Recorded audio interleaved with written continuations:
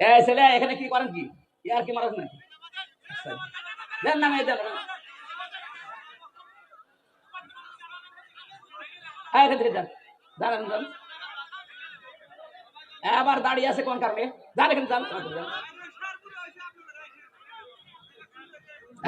কথা বলা যাবে না। কি কঠিন ভয়ঙ্কর পরিস্থিতি শুনলে আপনাদের ভয় লাগে। আর আমরা নিজে ফ্রেশ হয়েছিলাম মাত্র 10 দিন, আমি তাই পাগল হয়ে গেছি। আর একটা মানুষ 14 বছর আছে, আর আপনি এখন এই সমস্ত জিনিসের সাথে যারা জড়িত ছিল ওরা যদি বলে আস্তাগফিরুল্লাহ, আপনি কি আল্লাহর কাছে দোষ করেছেন? আপনি দোষ করেছেন যার কাছে? এরকম বহু মানুষ এই 15 বছর আপনার কারণে ব্যবসা করতে পারে নাই। হ্যাঁ কথা বলেন না কেন? এই 15টা বছর আপনি চাঁদাবাজি করেছেন, তার অর্থনীতি নষ্ট করে দিয়েছেন। বহু মানুষকে 15 বছর তার জায়গা মতো উঠতে দেননি। এটা বানিয়ে বললাম? বহু মানুষ উপরের চেয়ারে ওঠার কথা ছিল, আপনি এই 15 বছরে তাকে উঠতে দেননি। আজকে ছাড়া এটা বন্ধ হবে না। কথা বুঝতেছেন? আমার কথার সারাংশ এই মেয়েটা যেমন অপরাধ করার পরে, অনুশোচনা করার পরে বিচার নিজে নিয়ে এরপরে মারা গেছে, তার তওবা কবুল হয়েছে। আমরা চাই 15.5 বছরে যে অপরাধ করেছে, আপনি তো জানেন কি করেছেন। আপনার কলমের খোঁচায় কত মানুষের উপরে চেয়ারে উঠতে পারে না, এর নিচে নেমে গেছে। তার কি ক্ষতি করে দিলেন বলেন? অথচ আপনি জানতেন যে সব যোগ্যতা আছে। বিশ্ববিদ্যালয়ে যারা ফার্স্ট ক্লাস ফার্স্ট হয় তাদেরকে শিক্ষক হিসাবে রেখে দেয়, শুধু আপনার কলমের কারণে হয়নি। এই যে বিশাল ক্ষতি সারা দেশে যারাই দায়িত্বে ছিল 1628টা চেয়ারে, এগুলো সব জালেম। বিশেষ করে 1628টা চেয়ারে যারা ছিল এগুলোর প্রত্যেকটা জালেম। আর কিয়ামতে এদের বিরুদ্ধে মামলা দেবে আল্লাহ নিজে। কারণ জালেমের বিরুদ্ধে মামলা হামজার না। আমিরে জামাত বলছে আমরা সত্যিকারের অপরাধীদের শাস্তি চাই, উনি সাধারণ ক্ষমা ঘোষণা করুক। আমরা যদি কিছু নাও বলি, জালেমদের বিরুদ্ধে মামলা সরাসরি দেবে কে? ইন্নামাস সাবিলু আলাল্লাযিনা ইয়াজলিমুনা নাস, সূরা শূরা 42 নম্বর আয়াত। আল্লাহ বলেন আমি নিজে জালেমদের বিরুদ্ধে মামলা দেব। এই কথাটা কত ভয়ঙ্কর টের পাচ্ছেন? যিনি বিচারপতি তিনি মামলার বাদী। এই জন্য আপনার জন্য আফসোস করা ছাড়া আমাদের আর কিছু করার নেই। আপনার জন্য ক্ষমা চাইলেও ক্ষমা হবে না, কারণ জালেমদেরকে আল্লাহ হেদায়েত দিচ্ছে না, দেবেও না। আল্লাহু লা ইয়াহদিল কওমাজ জালিমিন। ইয়াহদি এটা মুজারি, বর্তমান ভবিষ্যৎ, প্রেজেন্ট ফিউচার। এই জন্য জালেমদের জন্য আফসোস, সামনে যেন কেউ আবার জালেম না হয়ে যায়। কথা বলেন না কেন? আমরা দেখতে চরিত্রবান মানুষ চাচ্ছে। চরিত্রবান মানুষদের আমি বিভিন্ন জায়গায় বসাবো, আজ আমরা দিতে পারছি না, কারণ 15.5 বছরের চরিত্রবান মানুষ যেখানে উঠবে ওই চেয়ার গুলোকে চরিত্রহীন মানুষ দিয়ে ভর্তি করে দিয়েছিলেন।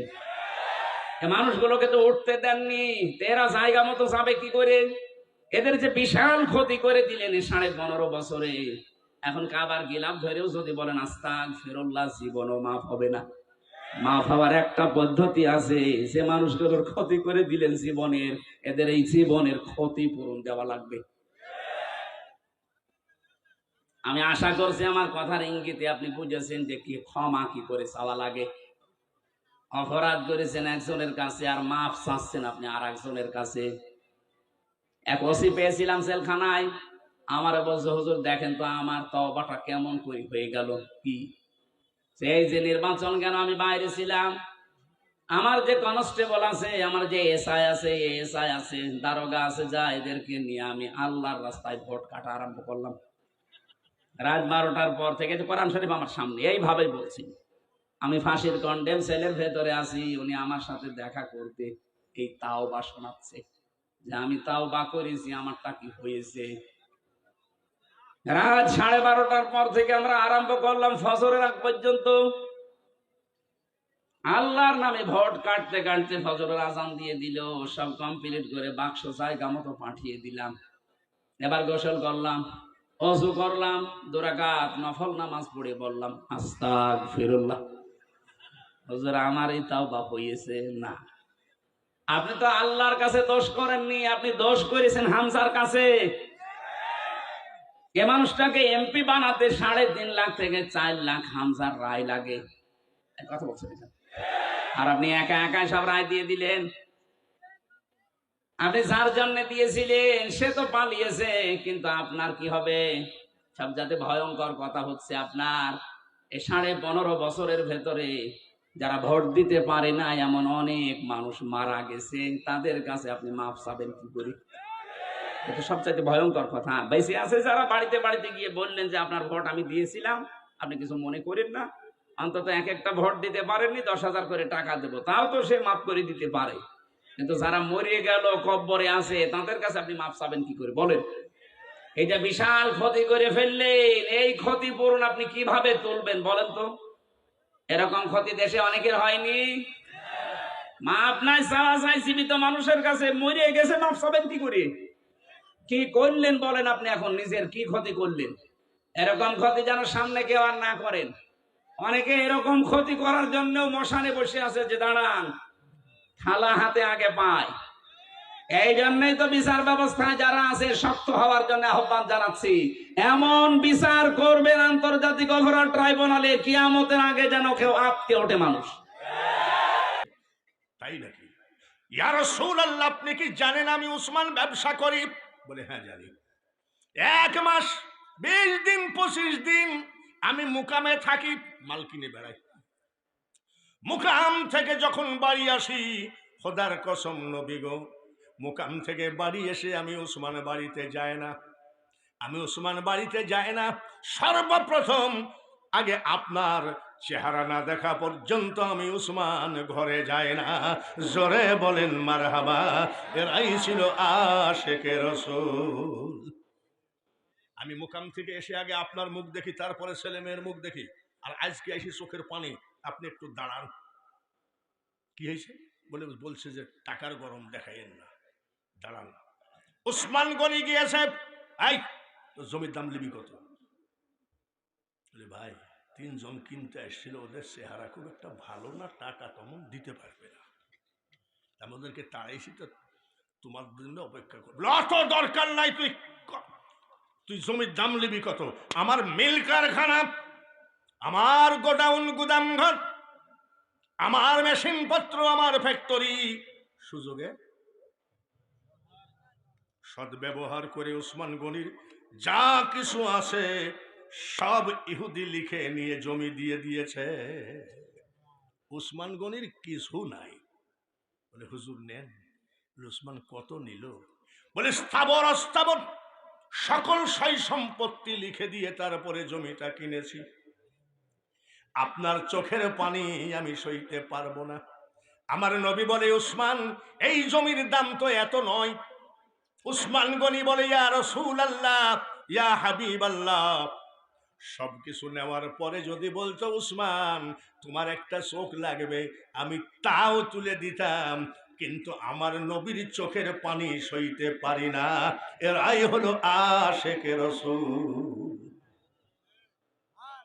কাগজটা নিয়ে হাত তুলে দোয়া করে, আল্লাহ দেখো উসমান তোমার ঘরকে কত ভালোবাসে, ওর কিছু নাই, সব শেষ করে দিয়েছে, জমিটা কিনতে যাই, আমার উসমানের দানকে কবুল করে নাও।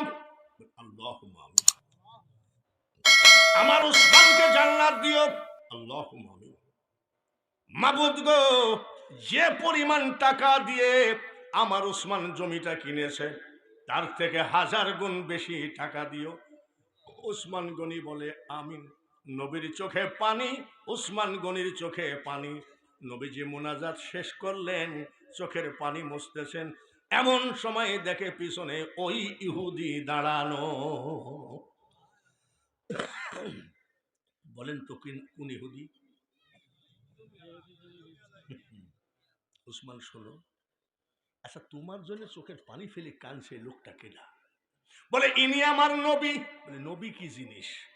বলে ওনার হাতে হাত দিয়ে তওবা করে আমি মুসলমান হয়েছি। মুসলমান হয়ে কি পেয়েছ? বলে আল্লাহর সন্ধান পেয়েছি, কোরআন শরীফ পেয়েছি, 5 ওয়াক্ত নামাজ পেয়েছি, 1 মাস রমজানের রোজা পেয়েছি, এবং ওনার মতো একজন পবিত্র নবী আমি পেয়েছি। এত ভালো মানুষ যে তোমার জন্য চোখের পানি ফেলছে। উসমান, আমাকে একটু মুসলমান বানাতে বলো না। বলেন সুবহানাল্লাহ। উসমান গনি বলেন, ইয়া রাসূলুল্লাহ, জমির মালিক যা দাম নিয়েছে আরো নিতে পারতো, তাও দিতাম। তাতে কি হয়েছে? উনি আমার ব্যবসায়ী একজন বন্ধু মানুষ, উনাকে একটু মুসলমান বানিয়ে দেন। নবীজি মুসলমান বানিয়ে দিলেন। মুসলমান বানিয়ে দিয়ে এইবার প্রশ্ন করছে, হুজুর আমি এতবেলায় ইহুদি ছিলাম, এখন মুসলমান হয়ে গেলাম, এইটা প্রশ্ন করতে পারবো নাকি? বলে করো। আমি যে মুসলমান হলাম, উসমানেরও যে আল্লাহ আমারও সেই আল্লাহ। নবীজি বলেন হ্যাঁ। উসমানেরও যেই নবী আমারও সেই নবী। বলে হ্যাঁ। ইয়া রাসূলুল্লাহ, উসমানের যেই কলেমা আমারও সেই কলেমা। বলে হ্যাঁ। হুজুর গো, উসমানেরও যেই কোরআন আমারও সেই কোরআন। বলে হ্যাঁ। বলে কোরআনের মধ্যে একটা আয়াত আছে, ইন্নামাল মুমিনুনা ইখওয়া, মুমিনগণ পরস্পর ভাই ভাই। তাহলে সেই হিসাবে উসমান গনি আর আমি ভাই ভাই। নবীজি বলে কোরআনের আয়াতে তাই বোঝা যায় মুসলমান ভাই ভাই, মুমিনগণ ভাই ভাই। সঙ্গে সঙ্গে বলতেছে, কোরআনে যদি আল্লাহ পাক মুমিনগণকে ভাই ভাই বানায় দেয়, ভাই হয়ে ভাইয়ের কাছ থেকে এত টাকার জমি আমি বিক্রি করব না, এই নেন আপনার হাতে আমি টাকাগুলো ফেরত দিলাম। নবীজি বলছে, মসজিদ তো তোলা হলো না, টাকা ফেরত দিচ্ছে, মসজিদ তো তোলা হলো না, দেখতেছি ফেরত দিলা? বলে হ্যাঁ। আচ্ছা ঠিক আছে। ইয়া রাসূলুল্লাহ, ইয়া হাবিবাল্লাহ, ওই জায়গাটা আল্লাহর ওয়াস্তে আমি মসজিদের জন্য দান করে দিলাম। মসজিদের জন্য দান করে দিলাম। মারহাবা কর। এইটাই হলো নবীজির জীবনের নিজ হাতে তৈরি মসজিদে কুবা। বলে হুজুর, আব্দুল কাদের জিলানীর ওয়াজ থেকে আবার এখানে আসলেন কেন?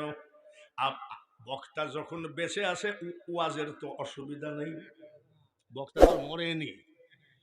এরপরে খাজা মঈনুদ্দিন চিশতির কথা হবে, তারপরে মুজাদ্দাদিয়া তরিকা, তারপরে নকশবন্দিয়া তরিকা। 4 তরিকার ওয়াজ হবে ইনশাআল্লাহ। আমি ওয়াজ করা পর্যন্ত থাকবেন কি থাকবেন না? একটু হাতখানা আল্লাহকে দেখান। নারায়ে তাকবীর। যতগুলো হাত তুলেছেন, আমি এই বৃদ্ধ বয়সে 10 বার কাবা জিয়ারত করে হাত দিয়ে দোয়া করি, মাবুদ গো, দৌলতপুর মাদ্রাসায় যতগুলো মানুষ হাত তুলেছে, এই মানুষগুলোকে কাফনের কাপড় পরানোর আগে একবার হজের কাপড় পরায় নিও। আল্লাহ যেন আপনাদেরকে সবাইকে একবার মক্কা মদিনার মেহমান বানায়। সবাই বলেন আমিন। সবাই বলেন আমিন। এইবার চিশতিয়া তরিকা ধরবো, কাদেরিয়া হয়ে গেল এইবার। তারপরে মুজাদ্দাদি, বাহাউদ্দিন নকশবন্দিয়া, মুজাদ্দাদিয়া। কয় তরিকা? 4টা, একটা হয়েই গেল, বাকি আছে কয়টা? এই 3টা বলবো ইনশাল্লাহ। রাজি আছেন? রাজি আছেন? যখন হাত তুলি ওয়াদা দিয়েছেন, দৌড় মারবেন না তো? মারবেন না তো? আমাকে যে জন্যে এই 41তম মাহফিলে দাওয়াত দেওয়া হয়েছে, সেটা হলো আগে কোরআন, আগে কি? আচ্ছা, নবীকে যদি, নবীর উপর যদি মহাব্বত করতে হয়, তাহলে ধরেন নামাজ নাই, রোজা নাই, আমি শুধু গান গাবো, রহমাতাল লিল আলামিন, তুমি উম্মতের জাবিন, তুমি আমার নির্ধনী আর ধন দয়ার নবী, নূরের নবী গো। নামাজ পড়ি না কিন্তু গজল গাই, মহাব্বত হলো নাকি? জোরে কম। নামাজ নাই, রোজা নাই, নবীর গান নিয়ে ব্যস্ত, মহাব্বত হলো? নবীকে যদি মহাব্বত করতে হয়, তায়েফের জমিনে যে রক্ত এখনো দাগ লেগে আসে, এটা কিসের জন্য? কোরআনের জন্য। জোরে বলেন ঠিক কিনা? ওহুদের ময়দানে দাঁত ভেঙ্গে দিল পাথর মেরে, কিসের জন্য? জোরে কম। নবীজির কলিজার টুকরা ইমাম হুসাইন কারবালায় কল্লা দান করলো, কিসের জন্য?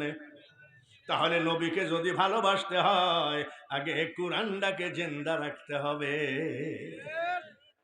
ঠিক তো বলছেন, কিন্তু এখনই তো বেঠিক হয়ে যাবেনি। 3 তরিকা বাকি বাকি রইল। দেখি আগে ঘড়িটা দেখি, নাহলে আপনাদেরও তো আবার একদম 11টা বাজে, তাও হাফ মিনিট বাকি আছে। আমি আপনাদের কাছ থেকে মাত্র 15 মিনিট চাই নিলাম। কয় মিনিট? কয় মিনিট? নবীজির দাঁতের দাম দিবেন কেটা দেখি, তায়েফের রক্তের দাম দিবেন কেটা দেখি। শুধু পীরের পাও জড়ায় ধরে যদি কান্দেন, খাজা বাবার চরণ ধরো, কলবেতে জিকির করো। আমি মনে করি মাদ্রাসাগুলো হলো কোরআন প্রোডাকশনের ফ্যাক্টরি। এই মাদ্রাসাটা জিন্দা রাখার জন্য ওয়া যা লাগে সব করব বাবা। আমি জবান দিলাম, ওয়াদা দিলাম। কিন্তু মাত্র 15 মিনিট। অনেক বক্তা বলে না 5 জন 10,000 করে দেন, আমি তা বলি না।